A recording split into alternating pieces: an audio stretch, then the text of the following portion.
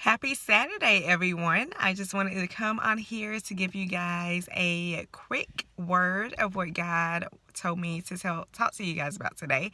So I am not going to start with my usual greeting, but I did want to come up here and talk about there being a David inside of you.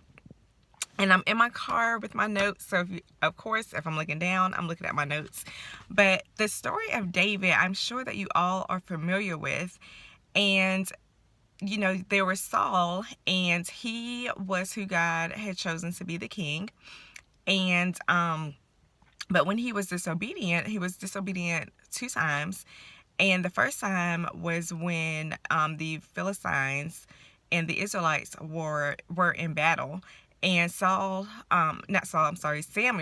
told Saul to wait 7 days for him before he could make a sacrifice to God. And 7 days passed, and Samuel still was not in the camp with Saul and the Israelites. And the Israelites were so scared of the Philistines that they started to leave Saul's army. And so Saul took matters into his own hands and offered up those sacrifices to God, and that was not pleasing to God. And when Samuel found out about it, he rebuked Saul and said that that God was going to take his hand away from him and find a man that was after his own heart. And then the second time that Saul was disobedient to God was when God told Saul to go into the Amalekites camp and to destroy everything. And Saul did not do that. Saul said, I'm not going to destroy the good cattle and the good fruits and all, the other good stuff. And that displeased God. And when Saul did that, God told Samuel to tell Saul that I am no longer with him. He is not going to be king of Israel. And so then you have David, who was a shepherd boy. And God told Samuel to go to the house of Jesse, and I will tell you who I am appointing to be the king of Israel. And so, of course, Samuel was looking at the outer appearance, and Jesse was saying, he brought his sons forward. And so Samuel was looking at the outer appearance, and God was saying, no, that's not who I want to be the king of Israel, because as we all know, God looks at a person's heart. He looks at a person's motives. And meanwhile, you have David, who was in the field with the sheep, and David was fighting battles that nobody knew about. He killed a lion when the lion came to attack the flock of sheep. And then he killed a bear when the bear came to attack a flock of sheep. And so the story that the lion and the bear was preparing David to fight Goliath. And so, the story goes that Samuel asked Jesse, did he have any other sons? And then Jesse was like, oh yeah, David, I do have another son, David. And so that lets you know that David was forgotten. Nobody was, considering him to be the king of Israel.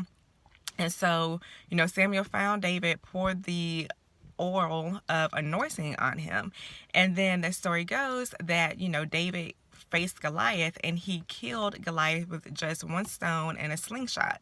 So what battles are you facing that God is sending those battles your way, because they are your lion and your bear before you can face your Goliath? If you cannot kill the lions and the bears in your life, there is no way you are going to be able to kill a Goliath. And so when you have tests and you have trials, those tests and those trials come to build you up. They come to build up your faith, and they come to build up your trust in God. And David knew that he only was able to kill the lion, and he was only able to kill the bear because of God. And he knew that God is the reason that he was able to kill those animals and protect his sheep.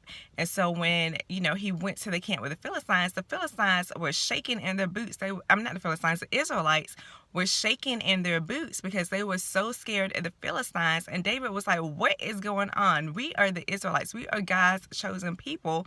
We have God on our side. There is no reason that we should be scared of anybody. And so, and Goliath was a giant, like very huge, very tall, very big. And David was not scared because he knew who God was in his life. And that is why he was able to defeat Goliath.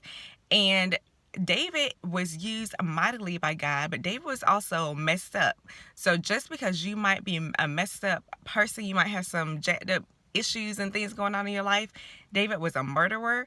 David was an adulterer, and God still used him, and he was still a man after God's own heart. And anytime that David messed up, he admitted that he messed up. He went to God and he told God, God, I slipped in this area. I messed up in this area. Please forgive me. And God forgave him. But he, of course, still had consequences because of his actions. God will forgive your sins, but you still have consequences because of your sins. You reap what you sow.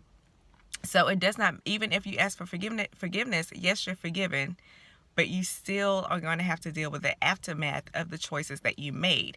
But the point of the video is to just encourage you all to know that there is nothing that you are going through that is too big or too difficult for God.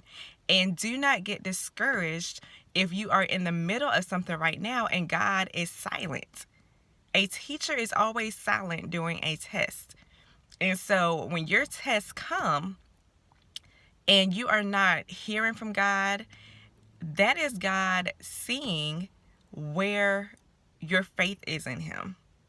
And if you have been praying, if you have been fasting, and you've been getting in the word, and you've been spending time with God to get my words hanging up, then you should be able to fight that battle. You should not be, crying and feeling all discouraged and things like that, because you have the tools. If you've been preparing, your tests are coming to prepare you for something bigger. So I'm just here to encourage you and let you know that there is a David inside each and every one of you. And if you just look at those, David could have gotten scared when that lion came. He could have gotten scared when that bear came, and he could have ran and left the sheep there. But he said, no, I'm going to protect my sheep. And I have God on my side, and God can give me the strength to take out this lion. He's going to give me the strength to take out this bear. And then when the big giant comes in my life, he is going to give me the strength so I can take out that big giant in my life as well.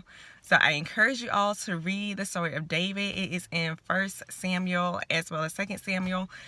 And just make sure that you continue spending time in prayer and spending time with God, and do not get discouraged when your battles come, because they will come.